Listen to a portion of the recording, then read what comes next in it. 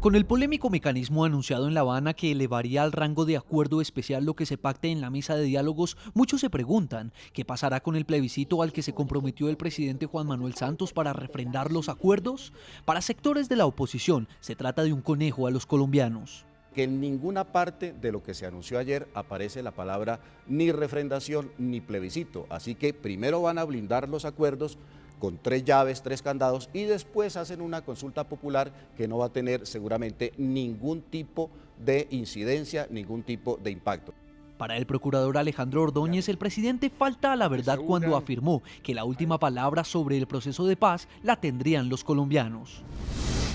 Usted, señor presidente, y Timochenko pretenden que ni siquiera la voluntad del pueblo expresada a través de los mecanismos que hoy dispone la Constitución pueda modificar tales acuerdos, tampoco el Congreso de la República ni ahora ni en el futuro. Desde otra perspectiva, Luis Eduardo Montealegre, exfiscal general de Colombia, señaló que así se convoque a las urnas a los colombianos en un eventual plebiscito, este no podría desconocer un acuerdo especial. Pues yo creo que el plebiscito tendría más una fuerza política, de legitimación política, pero ya perdería toda fuerza jurídica vinculante ese plebiscito. Sin embargo, la respuesta del gobierno fue clara. El ministro del Interior, Juan Fernando Cristo, dijo que primero los colombianos deben ir a las urnas antes de que se activen cualquiera de estos mecanismos para blindar los acuerdos. Ninguno de esos mecanismos entrará a funcionar si antes los colombianos no han salido a las urnas. Hay que salir a votar el plebiscito. Aunque el presidente Juan Manuel Santos ha insistido públicamente en apostarle al plebiscito como mecanismo de refrendación de los eventuales acuerdos de paz con las FARC, lo cierto es que la última palabra no está dicha. Una línea roja que hemos dicho desde un principio es que no va a haber como sistema de refrendación una Asamblea Nacional Constituyente, y que será el pueblo colombiano, como también lo prometimos desde el comienzo de las negociaciones, el que tenga la última palabra una vez firmemos los acuerdos. La iniciativa del gobierno, que fue aprobada por el Congreso en diciembre pasado, debe pasar primero por el examen de la Corte Constitucional. Dicha iniciativa ha sido rechazada por las FARC a lo largo del proceso de paz.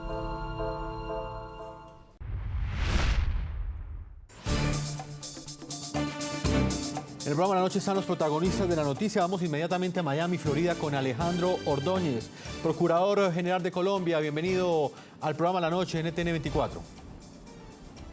Muy buenas noches, ¿cómo me le va? Señor Procurador, muy bien, gracias por estar con nosotros. Quiero preguntarle, usted estaba entregando unas declaraciones en las últimas horas frente a ese acuerdo que lograron las FARC y el gobierno nacional y que ha generado tanta polémica, no solamente en los sectores que apoyan el modelo de paz de negociación, sino también en los sectores que históricamente han sido críticos. ¿Usted por qué cree que hay un rompimiento del ordenamiento jurídico con ese acuerdo? Mire, darle la categoría de acuerdo especial a lo pactado para que ingrese al bloque de constitucionalidad es violar la Constitución Nacional, es conferirle a la Mesa de La Habana poderes constituyentes, es modificar la Constitución a espaldas de la opinión pública, o mejor, a espaldas de los ciudadanos y a espaldas del Congreso, que sería quien tendría que intervenir para darle ingreso a nuestro ordenamiento jurídico. Decir que el pueblo tendrá la última palabra es mentiroso. ¿Y por qué es mentiroso? Porque el instrumento plebiscitario no es el instrumento adecuado para modificar la Constitución. Entonces, el ciudadano va a votar, pero no va a decidir. Y más aún, tal como está acordado, que fue la información que nos dieron ayer, se supone que a la firma del acuerdo, él tendrá el vigor y producirá los efectos jurídicos correspondientes. Por esa razón, la Procuraduría, y en mi condición de procurador, dirigí una carta al señor presidente de la República, refiriendo precisamente cuáles son las objeciones que en mi condición de jefe del Ministerio Público tengo sobre lo acordado. Usted ha sido tajante en asegurar que esto es una imposición que se le está dando a los colombianos. ¿Qué pueden hacer entonces los ciudadanos que no estén de acuerdo con esta decisión que ha tomado el gobierno del presidente Juan Manuel Santos? ¿Estamos entonces en manos de la Corte Constitucional? Mire, a mí lo que me corresponde hacer las advertencias correspondientes, desde luego que la Corte Constitucional es la máxima autoridad en materia constitucional, es el máximo juez que le corresponde dirimir los instrumentos y las modificaciones a nuestro ordenamiento constitucional. Pero lo que pasó ayer, lo que se comunicó ayer a los colombianos es precisamente la modificación de la Constitución por parte de los plenipotenciarios en La Habana, modificación que se hace, reconocimiento que se hace de su competencia o de sus funciones constituyentes sin ninguna autorización consignada en la Constitución, sin ninguna facultad constitucional.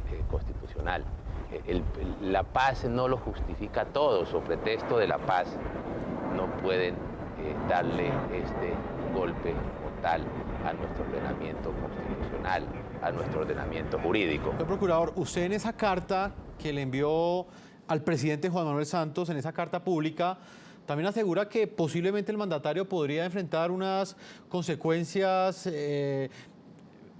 tras tomar esta decisión. ¿A qué consecuencias podría enfrentarse el presidente Juan Manuel Santos desde lo que usted ha dicho? Mire, esos aspectos los estoy evaluando, pero lo cierto es que en nuestro ordenamiento jurídico las autoridades solamente pueden hacer aquello que le es permitido por nuestra Constitución, por nuestra ley, por nuestro ordenamiento jurídico.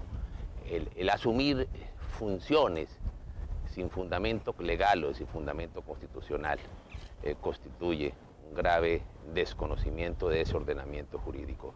Acá lo digo con toda tranquilidad, sin la menor excitación. El presidente está actuando sin competencias constitucionales al prohijar y permitir una modificación de la Constitución por fuera de ese ordenamiento constitucional.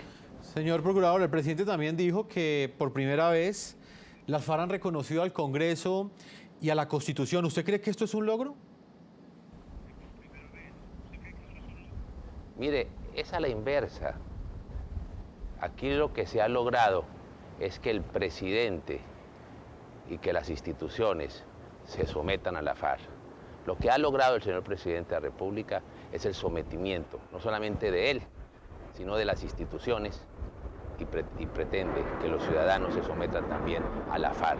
Esa es la realidad clara y pura. Estamos ante un conejazo constitucional.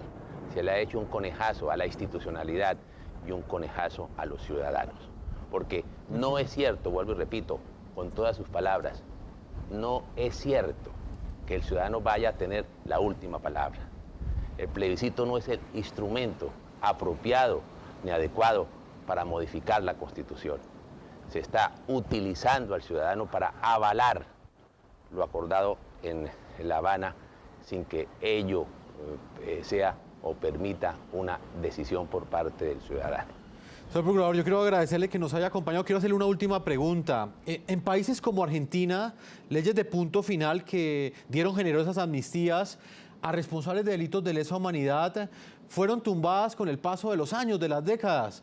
¿Usted cree que en este contexto, con esta decisión que ha tomado el gobierno colombiano, este acuerdo está completamente blindado jurídicamente a futuro?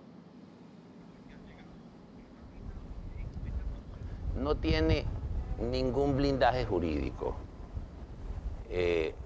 no tiene sostenibilidad jurídica, así haga parte de la Constitución.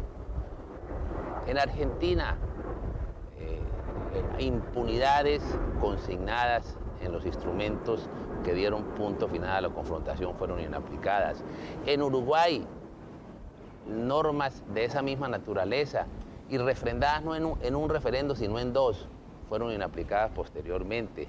En Perú, la decisión del sistema interamericano en el caso Barrios Altos, La Cantuta contra el Perú, aconteció exactamente lo mismo.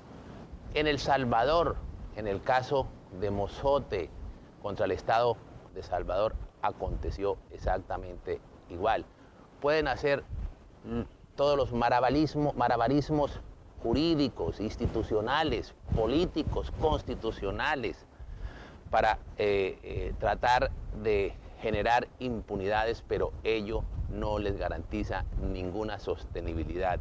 Eso no blinda la impunidad, no blinda ningún acuerdo. No nos olvidemos que la paz no lo justifica todo. Hay unos límites que hay que respetar, y así pretendan que ellos hagan parte de la Constitución, la consecuencia no es que quede blindada, se correrán iguales riesgos.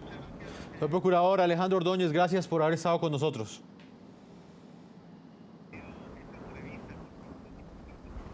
Bueno, mucho gusto.